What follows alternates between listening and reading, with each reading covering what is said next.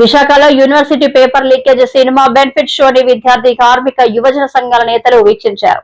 CITU రాష్ట్ర ప్రధాన కార్యదర్శి నరసింహరావు, జాతీయ ఉపాధ్యక్షుడు ఆదినారాయణ మాట్లాడుతూ విద్యా వ్యవస్థ పరిస్థితులను సినిమాలో చూపించారు అని అన్నారు.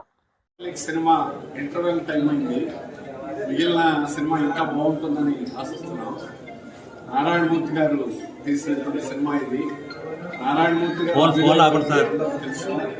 నారాయణమూర్తి గారు యూనివర్సిటీలో జరుగుతున్నటువంటి విద్యా వ్యవస్థలో జరుగుతున్నటువంటి అవకతవకల మీద దాంట్లో మార్పులు తీసుకురావాలని చేసిన ప్రయత్నంలో భాగం.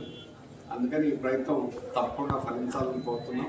ఈరోజు విద్యా వ్యవస్థ చాలా అస్తవ్యస్తంగా ఉంది. ముఖ్యంగా మామూలు పేద ప్రజానికి చదువుకోలేనటువంటి పరిస్థితుల్లో ప్రభుత్వ స్కూళ్ళకి ఎటువంటి విలువ లేకుండా ఓన్లీ ప్రైవేటు విద్యా వ్యవస్థలకే అత్యంత ప్రాధాన్యత అనేటువంటి ప్రభుత్వం అనేటువంటి ఇస్తుంది. దీన్ని మార్పు చేయాలనేటువంటి ఉద్దేశంతో వారు తీసినటువంటి సినిమా. దీంట్లో నటించినటువంటి టీం కూడా ఇక్కడ ఉన్నారు. అట్లాగే వారు మంచి ప్రయత్నం చేశారు. కోట్లు డబ్బులు ఎక్కువ ఖర్చు పెట్టలేకపోయినా ఉన్న స్థాయిలో ఒక మంచి కథా చిత్రాన్ని తీసుకొని ఇది ప్రజలకు అందించేదానికి నారాయణమూర్తి గారు ఈ ప్రయత్నం అనేటువంటి జరిగింది.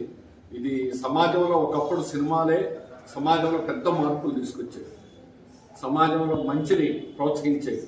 కానీ ఇప్పుడు అలాంటి సినిమాలు బాగా తక్కువే. అందులో ఇప్పుడు విద్యా వ్యవస్థ మీద ఇటువంటి సినిమా రావడం చాలా మంచి శుభపరిణామం, చాలా మంచి విషయం. భవిష్యత్తులో కూడా ఇటువంటి మంచి సబ్జెక్ట్ తీసుకొని సమాజాన్ని సమాజంలో మంచిని ప్రోత్సహించడానికి సినిమాలు రావాలని చెప్పేసి కోరుకుంటాం. నారాయణమూర్తి గారు చేసినటువంటి ప్రయత్నానికి వారిని విశాఖపట్నం స్టీల్ కార్మిక వర్గం తరఫున అలాగే విశాఖ ప్రజానీకం తరఫున ప్రత్యేకంగా అభినందిస్తుంది.